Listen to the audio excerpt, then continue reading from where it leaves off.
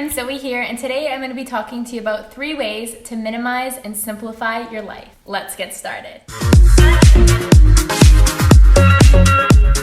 So as you guys know, I am a minimalist, and if you're new to the channel, then welcome. I highly suggest you subscribe and click a thumbs up to let me know that you're interested in this topic. I'm going to leave my minimalist playlist below. If this video interests you, then probably the rest of them on that playlist will. So I highly encourage you to check them out. But today I'm going to be giving you 3 simple tips to minimize and simplify your life. I truly believe that if you follow these 3 tips, you're going to be able to live a more fulfilled life and be able to declutter your space immensely. So tip number 1 is to stop expansion. Stop consuming products or things. So I'm going to give you an example here. In the past, I wouldn't say that I was ever really a shopaholic, but I did feel the need to consume and purchase things. So for example, if I was invited to a nice event, let's say a wedding, immediately I would think that I need to go out to the mall and pick out myself a nice dress, maybe some accessories, and maybe a new pair of shoes. I would immediately think that's going to cost me a few $100s. When in reality, I probably had, or did in fact have, items in my closet which I could put to good use. So I'm going to give you an example now. I have a couple of really nice LBDs, little black dresses, which I can dress up or dress down depending on the occasion. And once you have staples like that in your life, you really start to know on a different level the things that you have. So for example, now that I have a minimalist wardrobe, if I get asked out for dinner and I want to wear something really nice, I know exactly what's in my closet. I know exactly what I would consider for this occasion because I have those staple pieces. If you guys are interested in what I did pack to move to Italy for 1 year, I'll link that video below because that is basically my entire wardrobe, the things that I own right now.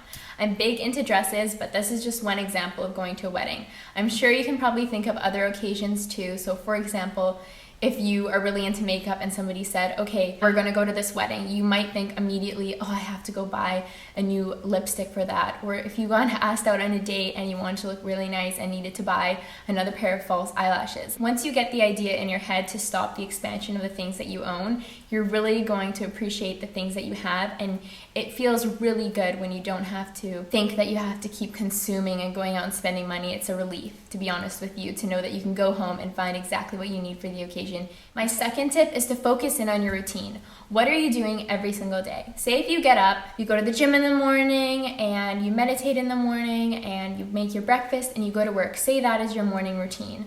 What are you using in the morning and what aren't you using in the morning? So I'm going to give you an example here. Say if you have a toaster but you never eat toast for breakfast, then what is the point of having a toaster when really you could make your toast, say, in the oven or on the stove to some extent? Are there items in your kitchen that you don't need? And if so, declutter your space and get rid of them. The more you know your routine, the more you'll be able to recognize what you use and what you don't use. Another example could come back to your wardrobe as well. Do you constantly wash and wear the exact same items of clothing? Let's say 10 pieces of clothing that you have and the rest of the 30, 40, 60, however much clothing you have.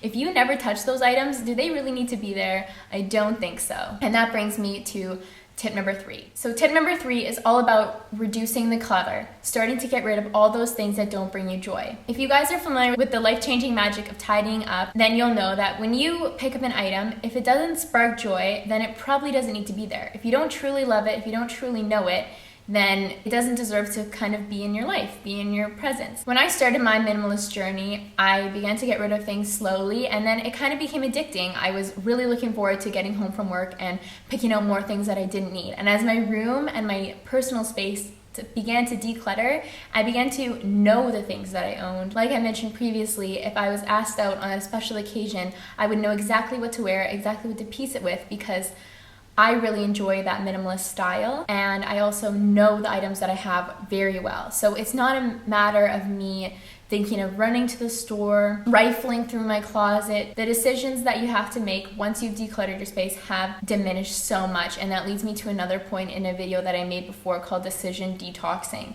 When you really hone in on minimalism, you'll notice that the decisions that you have to make in your life do actually add up and do cause stress and kind of a clutter in your brain. But when you own less things and you know exactly what you have, say whether it be in the fridge and what you're going to make for dinner, when you have a minimalist lifestyle, you have minimal decisions and choices to make, and overall this will help your productivity increase.